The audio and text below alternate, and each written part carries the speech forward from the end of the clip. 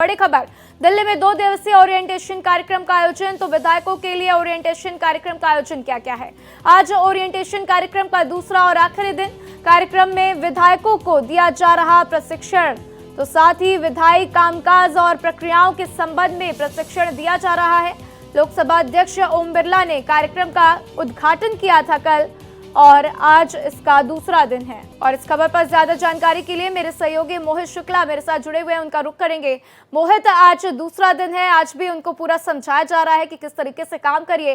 कल एक काफी बेहद मजाकिया अंदाज भी देखने को मिला सीएम रेखा गुप्ता का, जब वो आतिशी को कुछ कहती हुई भी नजर आ रही थी। देखिए, साफ तौर पर आपको बताना चाहूंगा कि दिल्ली विधानसभा में 2 दिनों का प्रशिक्षण कार्यक्रम चल रहा है। जो तमाम विधायक हैं उनको ये प्रशिक्षण दिया जा रहा है कि कैसे आपको विधायी कार्यों को समझना है, विधायी प्रक्रियाओं को समझना है, कैसे आपको अंदर विधानसभा में, चाहे वो आप समझिए राधा, चाहे वो क्वेश्चन पुटअप करने की बात हो, चाहे वो अपनी क्षेत्र की महत्वपूर्ण चीजों को उठाने की बात हो, चाहे वो किसी भी प्रकार के, आप जैसे आपको एक मैं एग्जांपल देता हूं, लोकसभा के अंदर आपको पता होगा कि नियम 193 होता है, 377 होता है, 0 आवर होता है, क्वेश्चन आवर होता है। ऐसे ही विधानसभा में विधायी प्रक्रियाओं के अंतर्गत कई सारे नियम होते हैं, रूल बुक होती है, उसके तहत चर्चा होती है, नोटिस दिए जाते हैं, कॉलिंग अटेंशन होता है, कई सारी ऐसी विधायी प्रक्रियाएं होती हैं जिनको समझना बहुत जरूरी होता है। और आप समझिए, इस बार 32 के आसपास ऐसे एमएलए हैं जो पहली मर्तबा जीतकर विधानसभा में पहुंचे हैं, यानी कि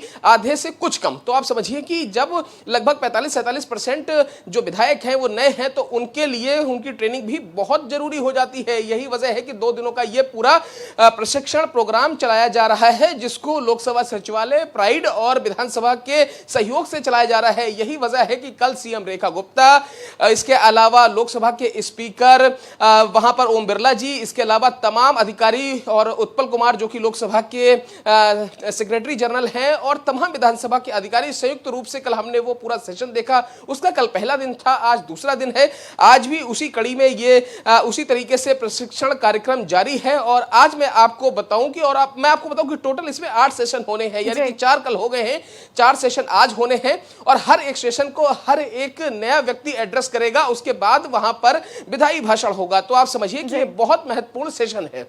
मोहित, जो आज 4 सेशन होने हैं, उसमें कल से क्या कुछ अलग देखने को मिलेगा? क्या कुछ अलग तरीके से आज ट्रेनिंग दी जाएगी?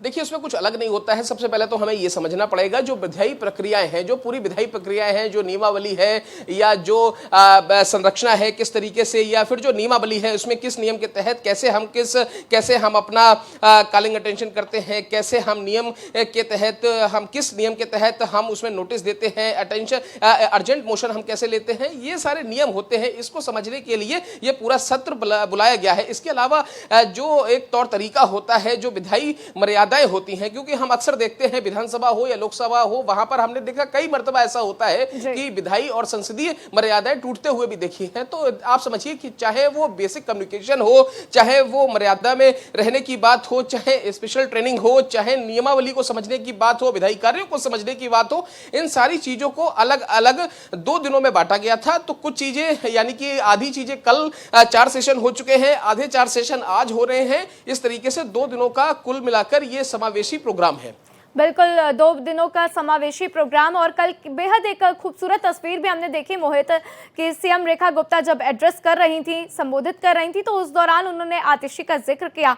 आतिशी भी उसी मंच पर बैठी थी, और बहुत ही बेहद खूबसूरत तस्वीर थी वो, क्योंकि ऐसी तस्वीरें जल्दी मिलती नहीं है जब एक ही मंच पर पक्ष और विपक्ष एक साथ खुशी से बैठा हो। तो उन्होंने आतिशी को कुछ बोला भी था और काफी हंसते हुए भी नजर आए। इस पर आतिशी ने भी रिएक्शन दिया। किस तरीके से इसको आगे देखा जाए?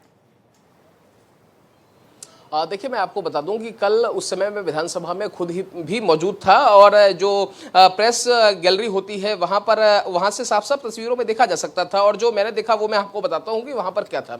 कल सबसे पहले वहां पर ओम बिरला जी का भाषण हुआ, उससे पहले भी वहां पर विजेंद्र गुप्ता जी का भाषण हुआ। उसके बाद जो कंक्लूड भाषण था वो मोहन सिंह बिष्ट, जो कि वहां के डिप्टी स्पीकर हैं, उनका हुआ। इसके साथ ही आतिशी का भाषण हुआ, सीएम रेखा गुप्ता का भाषण हुआ। अब आप समझिए कि वो लीडर ऑफ अपोजिशन है, तो वो एक डेकोरम है, नॉर्मल प्रक्रिया है। जब इस तरीके की कोई चीज होती है या संयुक्त तौर पर संयुक्त रूप से चीजें एड्रेस की जाती हैं, तो उस वक्त लीडर ऑफ अपोजिशन को मंच पर जगह दी जाती है, जो कि एक डेकोरम का एक सामान्य प्रक्रिया का हिस्सा है।